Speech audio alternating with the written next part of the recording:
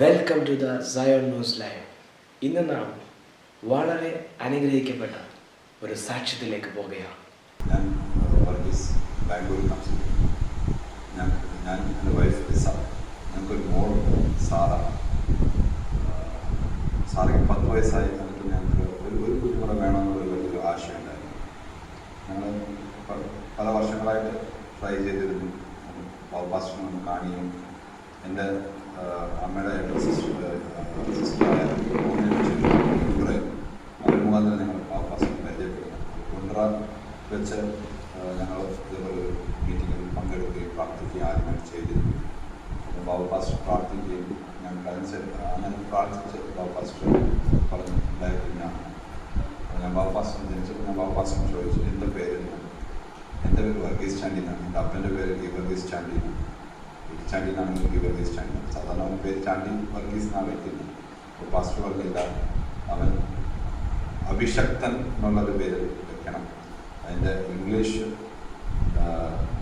Christopher അങ്ങനെയാണ്. അതുകൊണ്ടാണ് അവന് ക്രിസ് ചാണ്ടി വർഗീസ് പേര് വെച്ചിരിക്കുന്നത്. പാസ്റ്ററിൻ്റെ പ്രാർത്ഥനയിൽ മുമ്പ് ഞങ്ങൾക്ക് ലഭിച്ച ഒരു ഇതാണ് ദൈവത്തിൻ്റെ ഒരു വരദാനം. Thank you doctor please gone. പ്രിയ മക്കളെ, നമ്മുടെ കുണ്ട്രയുടെ ഓമനമാമയുടെ ജ്യേഷ്ഠത്തിൻ്റെ മകനാണ് ഡോക്ടർ. ദൈവത്തിൻ്റെ സ്തോത്രം. ഒരിക്കലെ ഓമനമാമ പ്രിയപ്പെട്ട സിസ്റ്റർ ഒരുമിച്ച് ഇവിടെ പ്രാർത്ഥനയ്ക്ക് വരുന്നത്. അന്ന് എനിക്ക് തോന്നുന്നു ഞാനൊരു സ്നാനത്തിൻ്റെ ക്ലാസ് സ്നാനത്തിൻ്റെ ക്ലാസ് ഞാൻ ക്ലാസ് എടുത്തുകൊണ്ടിരുന്ന സമയത്ത് സ്തോത്രം ദൈവത്തിൻ്റെ പരിശുദ്ധാത്മാവ് എൻ്റെ അടുത്തിരിക്കുന്ന സിസ്റ്റർ കേട്ടുകൊണ്ടിരിക്കുക. പരിശുദ്ധാത്മാവ് പറഞ്ഞു, ദൈവം നിങ്ങൾക്ക് ഒരു പുരുഷ പ്രതിയെ തരാൻ പോകും. ദൈവത്തിൻ്റെ സ്തോത്രം. ഞാനൊരു മാസം പറഞ്ഞാൽ അല്ലേ 6 മാസം കഴിഞ്ഞിട്ട് നിങ്ങൾക്കൊരു കുഞ്ഞ് ജനിക്കും.